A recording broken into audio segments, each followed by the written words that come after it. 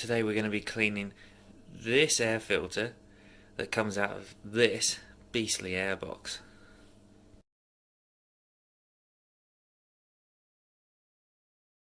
I've already cleaned the air filter, as in I've already pre-rinsed it beforehand, and then after rinsing it thoroughly for probably about 5 minutes, using either a shower hose or under the tap, or if you've got an outside tap, using that to hose it down beforehand. Give it a good soaking, remove any of the loose debris. As you can see in this one, everything is nice and clean now. This is second hand. I brought this, and this is going to be installed in the car at some point in the future.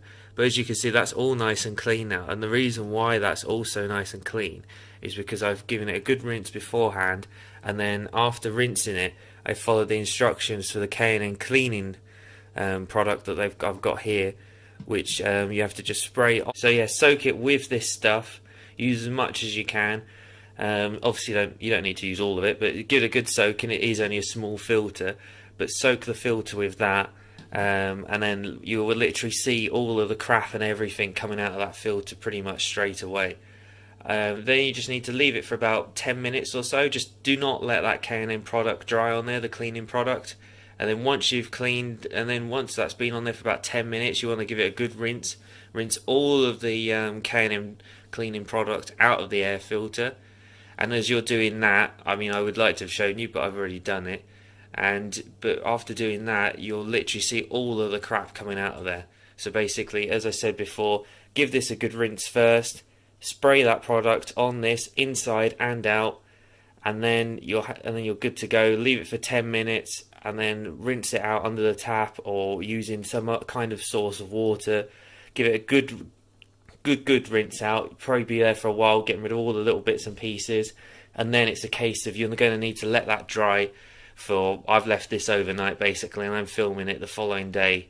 And now in a bit I'll be showing you how to re-oil your K&N air filter.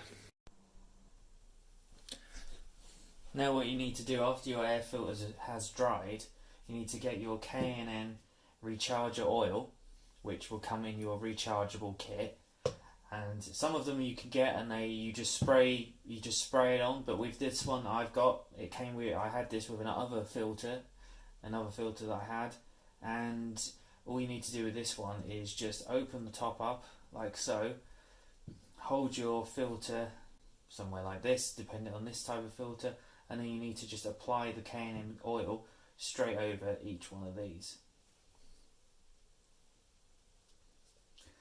Now we're going to get the oil and just tilt it up slightly. It's a little bit tricky, and you just need to lightly just apply it down the edge of it like so.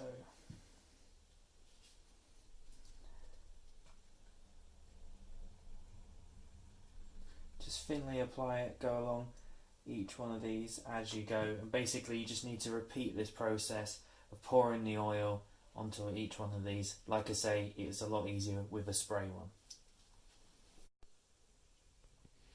It is somewhat hard to see, but I have now gone around all of each one of these strands using the K&N air filter oil, and it's just a case of now just waiting for it to dry. I don't know if you can see it on the camera, but it is slightly red now, and all you have to do is, it's just a case of just letting that oil seep into the pores of the cotton filter, and then you need to just reapply if there are any areas that have been missed when you've been doing this.